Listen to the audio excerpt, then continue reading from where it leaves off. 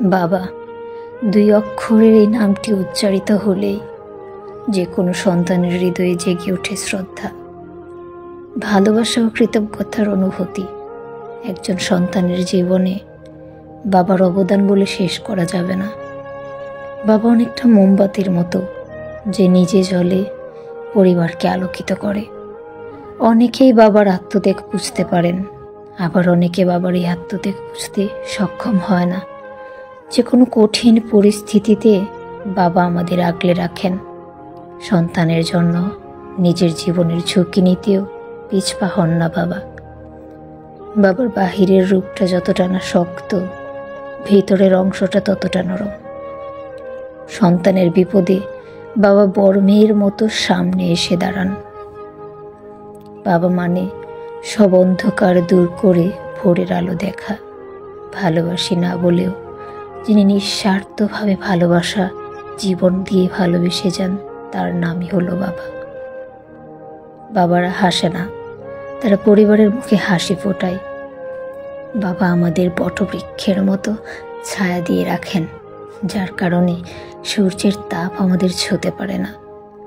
আমরা যখন আমাদের বাবার কাছে কিছু চাই, সে চাওয়া পূরণ করতে তিনি 10 জন মানুষের কাছে মাথা নিচু করতে একবারও চিন্তা করে না। সব প্রত্যাশা পূরণের অপর নাম বাবা। একমাত্র বাবাই সব সন্তানের আশা পূরণের জন্য আজীবন চেষ্টা করে যান।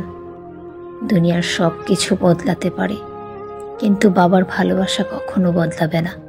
বাবা মানে শত শাসন সত্ত্বেও এক নিবিড় ভালোবাসা। পৃথিবীর গুরুত্ব সেই সন্তানের কাছে জানুন যে কখনো পিতার ভালোবাসা পায়নি। বিশ্বের সবচেয়ে অসম্ভব দুটি কাজ হলো মায়ের মমতা এবং বাবার দক্ষতা খুঁজে বের করা। একজন বাবা যতই রেগে যান না কেন, তিনি সন্তানের প্রতিটি ভুল হৃদয় থেকে ক্ষমা করে দেন। বাজার থেকে আনন্দের জিনিস কেনা যায়, কিন্তু বাবার ভালোবাসা কেনা যায় না। আপনি পাল্টাতে পারেন, কিন্তু আপনার বাবার ভালোবাসা কখনোই পাল্টাবে না। একজন বাবা তার সন্তানের জন্য কতভাবে অবদান রেখে যায়, তার হিসাব কেউ কখনো দিতে পারবে না। বাবাকে ভালোবাসুন। আজ হয়তো তার সক্ষমতা আছে, তিনি আপনাকে আগলে রাখছেন, কিন্তু তার দুঃসময়ে আমাদের উচিত তার পাশে থাকা, তার সেবা করা। কারণ স্বার্থ ছাড়া কেউ আমাদের জীবনে ভালোবাসেন না, আর একমাত্র স্বার্থ ছাড়া ভালোবাসেন শুধু আমাদের বাবা। অনেক বছর হলো বাবা হারিয়ে ফেলেছি। বাবার মুখটা চোখের মধ্যে ভাসে। বাবাকে জড়িয়ে ধরতে ইচ্ছা করে, কোথাও খুঁজে পায় না। আমি এমন একজন মেয়ে যার সবগুলো ইচ্ছা বাবা পূরণ করেছিলেন। অসহায়ের মতো তাকিয়ে থাকি, রোজ স্বপ্নে দেখি মনে হয় কাছে এসে বসেছে, কিন্তু আসলে বাবা নেই। বাবাকে সবখানে খুঁজি, পায় না। পৃথিবীতে বাবার আদর, মায়ের আদর কেউ দিতে পারে না। তাদের ভালোবাসা স্বার্থহীন হয়, শর্তহীন হয়, নিঃস্বার্থ হয়। তারা আমাদের পরম মমতায় আগলে রাখেন। এই যে কঠোর পরিশ্রম দেখছেন, এই কঠোর পরিশ্রম সবটাই সন্তানের জন্য। কখনো কি দেখেছেন বাবার কাছে কিছু চাইলে না করতে? আপনার পছন্দের একটা জিনিস আপনি কিনতে মরিয়া হয়ে উঠেছেন, বাবার পকেট শূন্য থাকা সত্ত্বেও বাবা বলেছে ঠিক আছে দেব। বাবা কোনো বায়নাকে না করতে জানেন না।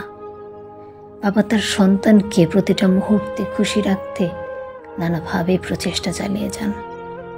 বড্ড মিস করি বাবা তোমায়, পায় না। কবে পাবো তাও জানি না। হয়তো মৃত্যু হলে তোমার সাথে আমার দেখা হতেও পারে, আবার নাও হতে পারে। চলে গিয়ে ভালোই করেছ, ওপারে ভালো থেকো। তোমার জন্য মন কাঁদে, কিন্তু তোমাকে খুঁজে পায় না। বাবারা নিঃস্বার্থভাবে ছায়া দিয়ে সন্তানকে আগলে রাখে। কখনো বলে না এই জিনিসটা কেন দরকার। আজকে আপনার পছন্দ হলো, আপনি 10 টাকা দিয়ে একটা জিনিস করবেন। বাবাকে বললেন, বাবা জিজ্ঞেস করলো না তুমি টাকাটা দিয়ে কি করবা। নিঃস্বার্থভাবে পকেট থেকে বের করে দিয়ে দিল। এরই নামই তো বাবা।